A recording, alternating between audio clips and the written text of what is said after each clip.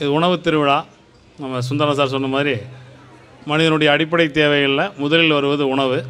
உணவு, உடை, உறைகள்னு வரிசையில் சொல்லும்போது உணவு அதனுடைய முக்கியத்துவத்தை குழந்தைகளுக்கு உணர்த்துவதற்காக உணவு திருவிழாவை ஏற்பாடு செய்திருக்கிறார்கள் ஆசிரியர்கள்.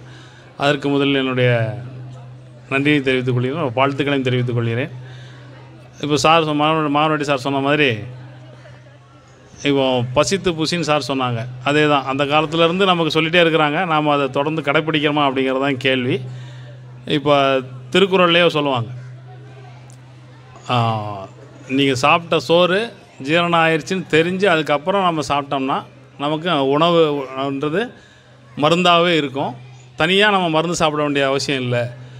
மருந்தன வேண்டாம் யாக்கைக்கு அருந்தியது அற்றது போற்றி உணின் அப்படின்னு சொல்லுவாங்க.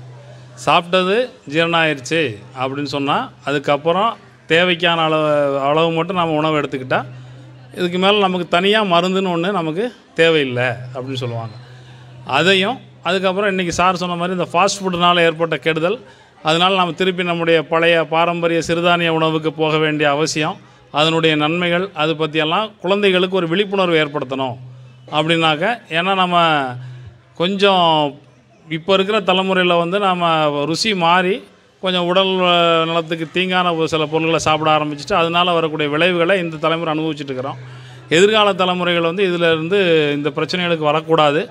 அப்போ நல்ல விஷயங்களை எப்படி திரும்ப மீட்டெடுக்கணும், அதில் உள்ள நன்மைகளை தெரிஞ்சு அதுக்கு தகுந்த மாதிரி நம்மளுடைய உணவு பழக்கத்தை மாற்றினா இன்னும் ஆரோக்கியமான வாழ்க்கையை வாழலாம் அப்படிங்கிற ஒரு கருத்தை சிறு வயசுலேயே குழந்தைங்களுக்கு ஏற்படுத்தணும். அப்படிங்கிறதுனால இந்த மாதிரியான உணவு திருவிழாக்கள்லாம் அதுக்கு ரொம்ப உதவி செய்யும்.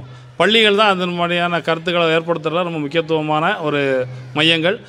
அதனுடைய அடிப்படையில் சாரு டீச்சர் எல்லாருமே இந்த ஒரு ஏற்பாடை செஞ்சுருக்கிறாங்க. அவங்க எல்லாருக்கும் ஒரு வாழ்த்துக்களையும் தெரிவித்து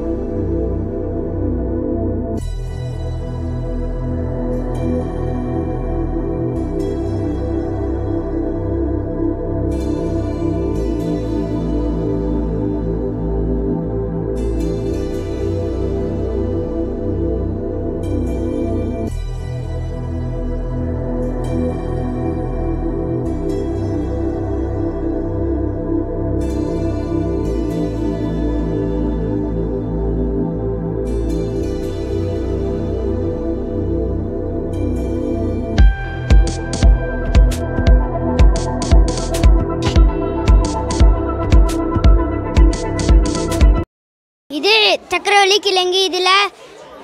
இது தண்ணியில் வேக வைக்கிறது. இதில் மாவு சேர்த்துருக்கு. டேஸ்ட் பண்ணி பார்க்குறீங்களா? தேங்க்யூ. இது முருங்கைக்கீரை பொரியல். இதில் இரும்பு சத்து உள்ளது. இது தண்ணியில் வேக வைப்பாங்க. டேஸ்ட் பண்ணுறீங்களா? தேங்க்யூ. இது புதினா சட்னி. இது உடம்புக்கு நல்லது. டேஸ்ட் பண்ணுறீங்களா? தேங்க்யூ.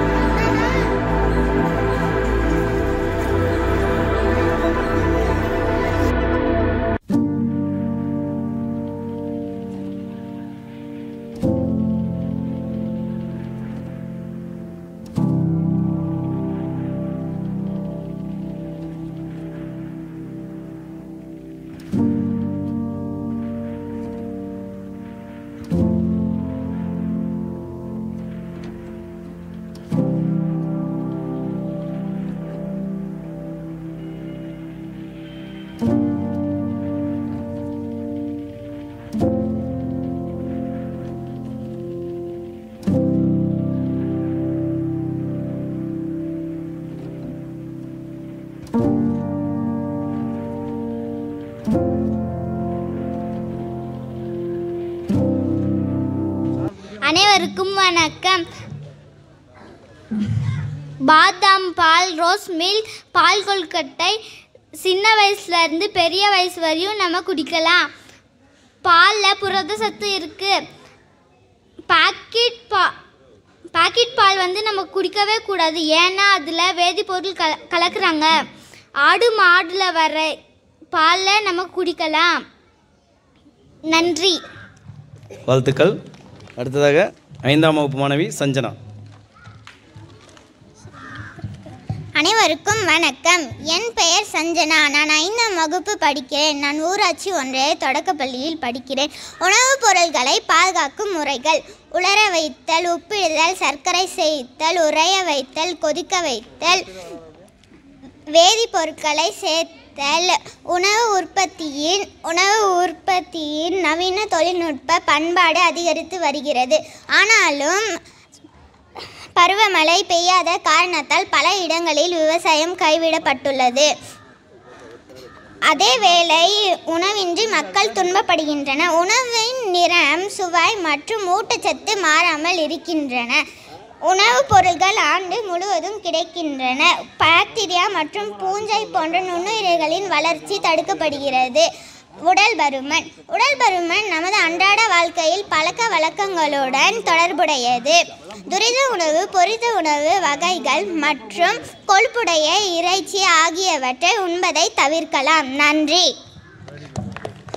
5ஆம் வகுப்பு மாணவி சஞ்சனாவுக்கு வாழ்த்துக்கள். அடுத்ததாக 5ஆம் வகுப்பு மாணவி தர்ஷிதா. என் பெயர் தர்ஷிதா. நான் 5ஆம் வகுப்பு படிக்கிறேன். நோய்களின் காரணிகள்: பாக்டீரியா, வைரஸ் மற்றும் பூஞ்சை போன்ற நுண்ணுயிர்கள் மூலம் நோய் தோன்றப்படுகிறது. பூச்சிகள் உள்ள மாசடைந்த காற்று மற்றும் நீர் மூலமாகவும் இவை பரவுகிறது. வளர்சிதை காரணி எடுத்துக்காட்டு சர்க்கரை நோய். ஊட்டச்சத்து காரணி எடுத்துக்காட்டு மராஸ்மஸ். சுற்றுச்சூழல் காரணி எடுத்துக்காட்டு காலரா. நோய்களின் வகைகள் 4: தொற்று நோய், உடலியல் நோய், பரம்பரை நோய், குறைபாட்டு நோய்.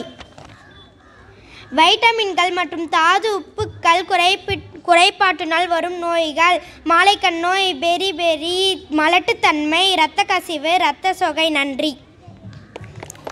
தர்ஷிதாவுக்கு வாழ்த்துக்கள். அடுத்ததாக நன்றியுரை.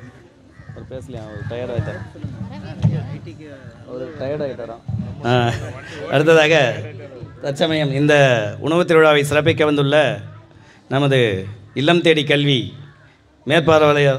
பார்வையாளர் திரு குமார் அவர்களை இந்த விழாவிற்கு வருக என வரவேற்கிறோம்.